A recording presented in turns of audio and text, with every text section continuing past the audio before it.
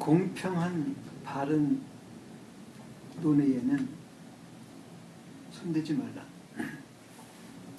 한 번이라도 손대면 부끄러움이 만세토록 남으리니 권문의 사사로운 길에는 발붙이지 마라.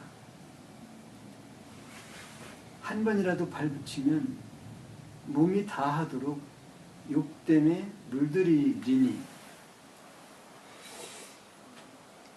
1조 읽을까요? 예. 공평 정론에는 불가 범수라 일범이라도 즉 이수만세요. 권문 사두에는 불가 착각이라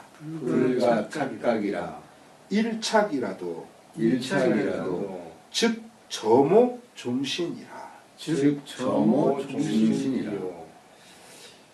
이 지금 딱 두 개가 대가 됐어요. 하나는 공평정론, 또 하나는 권문사두.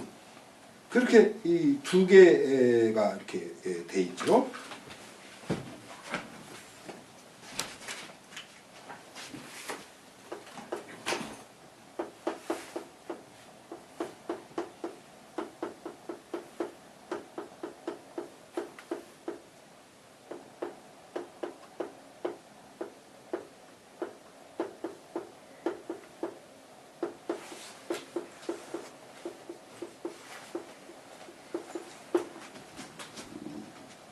공이라고 하는 것은 사사로운 것에 반대고 평이라는 것은 불평의 반이거든요. 그러니까 공정하고 그리고 평등하고 올바른 논의라고 하는 건요, 이건 손을 댈 부분이 없다는 거예요. 공평정론이라는 거. 그런가 하면 권문사두는 뭐예요? 권문이라고 하는 것은 결국 그런 거거든요. 이 권세라고 하는 것을 한쪽에서 일방적으로 잡으면 그 권세 때문에 휘둘리는 많은 사람들이 희생을 당해요. 그래서 고려 시대 같은 경우에도 보면 권문세가라는 말이 이렇게 나돌고, 또 조선 후기 같은 경우에도 보면은 사적인 그 권문세가들에 대한 그런 것들이 많이 나돌지 않습니까? 그런 부분이 한마디로 국가를 망치는 거죠. 그런 것이 이 사회를 망치는 거예요. 그것을 갖다가 지금 여기 공평정론과 권문사두가 그대로 완전히 서로 대가 돼가지고 이렇게 얘기가 되고 있는 거예요. 근데 이 두라는 건 구멍 두자거든요. 우리가 흔히 말하는 뒷구멍을 생각하면 돼요. 대개 보면은 권세 있는 곳에서 벌어지는 일은요, 대놓고 하는 일이 있을 정도면 그건 완전히 망하는 거고, 대부분은 뒷구멍으로 사사롭게 깨하거든요. 바로 그거예요. 그래서 여기에 대해서 뭐 하면 안 된다? 불가는 절대 안 된다죠. 이게 허가의 반대예요. 절대로 안 돼. 공평한 정론에는 손을 대지 마라. 손을 대지 마라. 그래서 불가 범수. 여기 범수.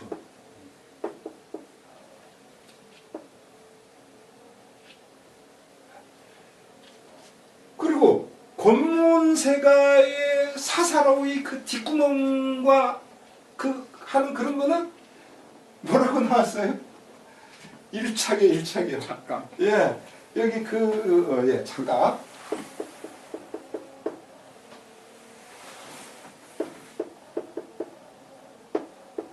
이거 각이라는 게 다리 같지 않습니까?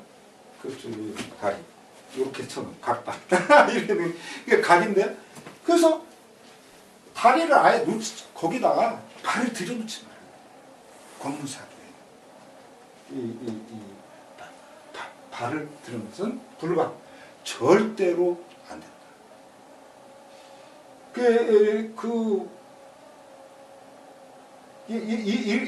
이런 부분에 대한 그런 것들을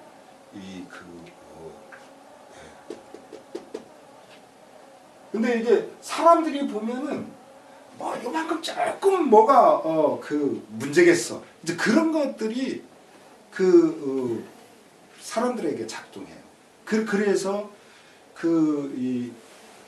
지금 웬만큼 이렇게 특히 우리나라에서 장관 같은 거 이렇게 되려가면 막 굉장히 많이 이렇게 검증을 받잖아요. 근데 검증 받으면 그 검증 받는 식으로 그렇게 하면 말이죠. 장관 될 사람 진짜 한 명도 없어요. 한 명도 없어. 그러니까 그런 식으로 말하면 대통령 될 사람도 없고 장관 될 사람도 없는 거예요. 그러니까 그렇게 사실은 그동안에 우리가 너무나 많이 썩어 있었던 거죠. 너무 많이 썩어 있었던 거예요. 이런 부분들을 우리가 잘 봐야 돼요. 그러니까 작년에 어떤 법이 통과돼가지고 사람들 난리 났었죠. 이게 공무원이니 뭐 이런 거 뭐 접대비 5만 원 이상이면 안 되고 김영란법. 예, 김영란법. 말하자면 근데 그거 얼마나 손대려고 해요? 손대면 안 돼요. 이게 공평한 종로내는요 손대면 안 돼요. 이게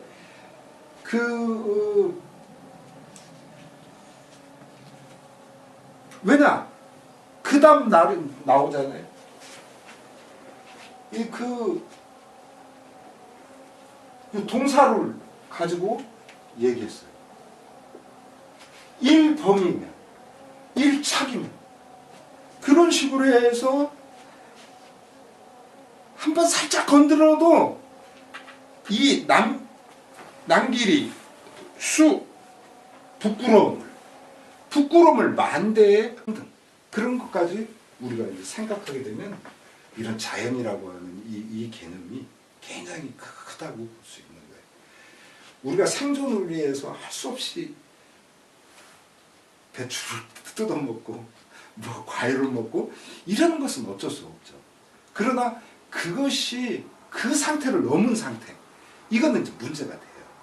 흔히 말하는 싹쓸이라는 거, 이런 것은 잘못되어 있는 거죠. 저는 지난번에 민주당 경선 때 그때의 충남도지사 안희정 씨한테 실망한 부분은 어떤 거냐면 그분이 기득권층하고도 뭐를 해야 된다, 타협해야 된다. 전 그런 거 때문에 그랬던 거 아니고 저는 아주 소소한 거였어요. 어떤 거였냐면 그분이 그런 이야기를 하더라고요. AI 그렇게 전염병 유행하고 이런 것이 집단 사회적으로 도지 않냐. 그런 부분에 대해서 해결책 같은 거 얘기하는데 그게 참 어렵죠. 뭐 이제 이런 이야기를 하는데 전 그거 들으면서 나는 안희정 정말 마음에 안 드는 그 이야기 하나. 뭐냐면 그렇게 집단 사육하는 것은 그것은 옳지 않다라고 말을 해야 된다고 저는 봐요. 지금 여기 갑수 시내 여기도 보면은 닭들 이렇게 해가지고 쫙 이렇게 있는데 그런 것만 봐도 괜찮잖아요. 그래도 좀 큰 공간에 닭 몇 마리 이렇게, 그리고 어떤 때는 좀 풀어놓기도 하고 말하자면 그래야지. 그게 그냥 가만히 앉아가지고서 이러면서 알 낳고 그거는 정말 아니거든요. 생명에 대한 예의 움직이지도 못하는. 예, 그건 말이 안 돼요. 그래서 저는 그때 안희정은 아니다. 내가 보기에 도지사 하면서 그런 걸 쭉 이렇게 봤을 텐데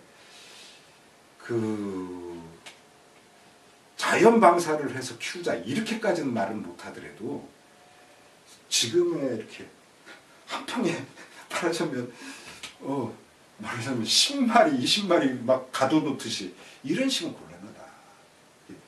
그 생명에 대해서 그 일정하게 이렇게 하는 그런 부분을 그런 이야기를 좀 들었었으면 했는데 그런 얘기를 안 해서 되게 저분은 막 곤란하다라는 생각을 가졌어요. 근데 지금 이게 선울림의 바람이라고 하는 것도 그런 거잖아요. 자기 자신이 정말 이렇게 이 어깨에 지고 있는 무거운 짐, 이게 어디 이 선울림만의 일이겠어요? 우리 모두 다 어깨에 짐을 지고 있어요. 모두 남이 준 짐도 있고 무엇보다도 내가 스스로 만든 짐이 너무나 크거든요.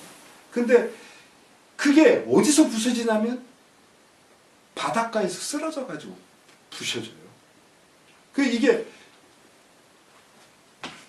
우리가 전로그람이라는 자연도 그렇지만 이 천연 그대로의 이런 산화 대지, 그것이 주는 그 힘이거든요. 그런 이 대자연, 모든 생명이 살아 숨쉬는, 또 우리로 하여금 날이 너무 추워, 날이 너무 더워, 이렇게 꼼짝 못하게 해도 하지만, 그러나 그것이 주고 있는 그 생명력이라고 하는 건 가장 본능적인 근원적인 그런 것이라는 거죠. 그래서 저는 이거를 갖다가 이 공평 정론 검문 사도하는 이 부분과 이렇게 우리가 공평한 정론이라는 게 참 보기가 드물지만 만들어지지도 않아요. 왜냐하면 다 사사로운 이익 때문에 이게 만들질 못해요. 그래서 지금 국회의원들 보면 제가 보기에 싹 갈았으면 다 좋겠어요. 그래서 논산에서는 장근세 씨가 나오고 벌목에서는 우리 이진복 씨가 나오고 대전에서는 우리 이정필 씨가 나오고, 말하자면 그런 식으로 딱 새로운 인물들이 좀 나와가지고 새롭게 진짜 공평정론의 이 세상을 만들었으면 참 좋겠어요. 그 다음 또 해보시죠. 다음 페이지. 장근세 씨 해보세요. 어느 이제 처음부터 뜻을 굽혀 남의 기쁨을 사기보다는 내 몸을 곧게 하여 남의 미움을 사는 게 나아. 착함이 없이 남의 기림을 받기보다는 악함이 없이 남의 헐뜯음을 받는 게 나아. 자, 읽어보죠. 고의 이 사인희는 고의 사인희는 불약 직궁이 사인기요 직궁이 사인기요 무선이 치인에는 불약 무학이 치인해라. 곡의 뜻을 굽혀서 내가 갖고 있는 뜻이 있는데 그 뜻을 굽혀가지고 사인, 남으로 하여금 기쁘게 만드는 거. 그러니까 남을 기쁘게 하기 위해서 내 뜻을 굽히는 거, 이것은 불약, 뭐뭐만 갖지 못하냐. 직궁, 아주 곱게, 궁, 몸궁자잖아요. 자기 몸을 얼곱게 하여 사인기, 남으로 하여금 꺼림을 받는, 이게 사역의 사자 아닙니까? 뭐 이렇게 시키다. 남들로 하여금 꺼리게끔 만드는 그런 것만 못하다. 무선이 치인예는 내가 잘한 게 하나도 없어. 무선. 그러면서도 이를 치자 이인에 남의 기림을 받는데 이르러 내가 잘한 게 없는데 남이 막 나를 칭찬해줘. 이거는 사실은 곤란한 거예요.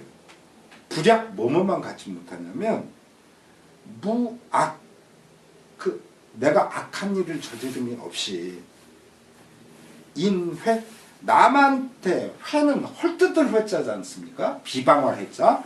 남의 비방이 이르는 것 그것만 갖지 못해요. 그러니까 여기서 중요한 그 부분은 뭐예요? 직군과 무학이에요. 자기 몸을 올곧게 가져라.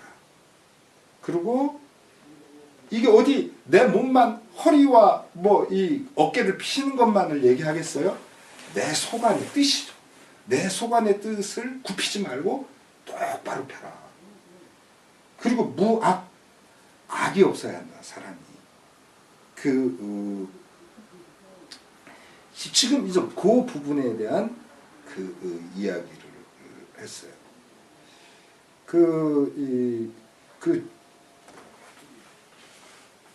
지난주에 주 내내 말하자면 국정원에 그렇게 했던 분들 두 분 이렇게 자살한 그 부분에 대해서 뭐 우리가 뭐라고 말할 수는 없죠. 이제 그런데 그거에서 이제 검사들이 모여가지고 막 뭐라고 했다고 하는 것을 보면서 그런 분들이 이런 글을 한 개를 봤다면 그런 말이 나왔겠는가. 말하자면 그분들은 고의 사인이 한 사람들이거든요. 자기 뜻을 굽히면서 말하자면은 그 힘 있는 사람, 자기보다 더 힘 있는 사람한테 알랑거렸던 사람들이거든요. 이게 그런 말을 내뱉는다는 것 자체가 그들이 얼마나 형편없는 사람들인 걸 잘 보여주는 거죠. 자, 그 다음 또 읽어보시죠, 네. 선생님. 어느 날 두 여인이 노인 앞에 가르침을 받으러 왔다. 노인은 앞의 여인에게는 커다란 돌을, 뒤의 여인에게는 작은 돌들을 여러 개 가져오라 했다. 두 여인이 돌을 가져오자 노인은 들고 왔던 돌을 다시 제자리에 두고 오라고 했다. 노인이 말했다. 큰 돌을 가져온 그때는 한때 지은 죄를 기억하고 양심의 가책을 겸허하게 견디어 왔소. 그러나 작은 돌을 가져온 그때는 지은 작은 죄들을 하잘것없는 것으로 여겨 모두 잊고 살아온 것이요. 그러고는 뉘우침도 없이 죄 하나를 보내는 것에 버릇이 들었소. 다른 사람의 죄를 이것저것 말하면서 자기가 더욱 죄에 빠진 것으로 알지 모르고 있다고. 인성은 바로 그런 것이요. 톨스토이의 돌과 두 여인. 네, 그래서 우리가 이 고의 사인이라든가 이런 부분들을 너무 많이 사실은 봐왔잖아요. 그래서 이런 부분들을 톨스토이를 돌로서 그것을 비유를 했죠. 참 이런 거 보면은 살면서 우리가 아이들한테 이렇게 할 수 있는 말들, 그런 말들을 우리가 이렇게 제대로 이렇게 할 수 있는 어른이 돼야 되는데 본인이 말하자면 그렇게 안 사니까 못 그러는 거죠. 그리고 그렇게 얘기를 해도 애들이 듣지 않는 것은 내가 말을 논리적으로 못한다든가 이래서가 아니고 행실과 언어가 이게 일치돼야 애들도 듣는 거거든요. 그런데 그것이 일치가 되지 않으니까 안 그러는 거예요. 참 우리가 사는 것을 정말 조심조심하고 그리고 좀 더 내가 더 방금 전보다는 지금 이 순간이 더 바람직한, 더 긍정적인, 더 진취적인 그런 것을 우리가 가도록 그렇게 노력해야 되겠죠. 자, 책임감은 여기까지 하겠습니다.